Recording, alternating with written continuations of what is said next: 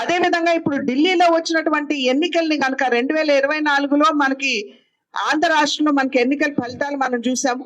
అదే విధంగా 2025లో ఇప్పుడు మనం ఢిల్లీ ఎన్నికల ఫలితాన్ని మనం చూస్తున్నాం. ఈ రెండింటికి కూడా భావ సారూప్యత ఉన్నటువంటి విషయాన్ని మనం ఇక్కడ గ్రహించాలి.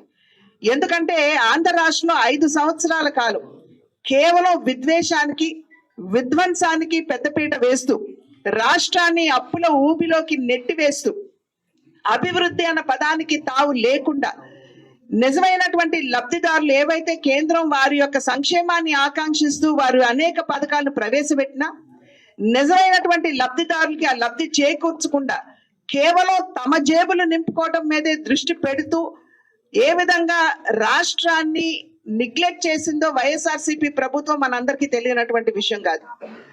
ఆ బాధలు అనుభవించినటువంటి ప్రజలు ఖచ్చితంగా మార్పు కావాలి, ఒక మంచి పరిపాలన రాష్ట్రానికి అందించేటువంటి నాయకత్వానికి, అదే విధంగా అభివృద్ధిని సాధించగలిగినటువంటి కూటమి ఏదైతే ఉందో ఆ కూటమికి పట్టం కట్టాలి అనేటువంటి భావనతోటి ఆంధ్ర రాష్ట్రంలో ప్రజలు అనూహ్యమైనటువంటి విజయాన్ని మరి ఎన్డీఏ కూటమికి అందించారు.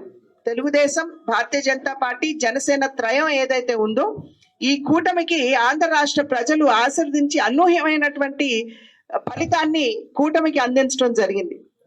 అదే విధంగా ఢిల్లీ కనుక మనం చూసుకున్నట్లయితే 10 సంవత్సరాల కాలం ఆమ్ ఆద్మీ పార్టీ ఆప్ అనేటువంటి పార్టీ అధికారంలో ఉన్నటువంటి సందర్భంలో అరవింద్ కేజ్రీవాల్ గారు వారు నిజంగా చాలా అవినీతి లేనటువంటి పరిపాలనని, ఆయన అవినీతికి అతీతమైనటువంటి వ్యక్తి, ఆయన ఎటువంటి అవినీతి లేనటువంటి సుపరిపాలనని ఢిల్లీకి అందిస్తూ అభివృద్ధి పదంలో ఢిల్లీని తీసుకుని వెళ్తారు అని చెప్పి భావించి 10 సంవత్సరాలు అరవింద్ కేజ్రీవాల్ వారిని ఢిల్లీ ప్రజలు మోసారు. కానీ వారికి సుస్పష్టంగా అర్థమైనటువంటి విషయం, అరవింద్ కేజ్రీవాల్ గారు కూడా అవినీతికి అతీతుడు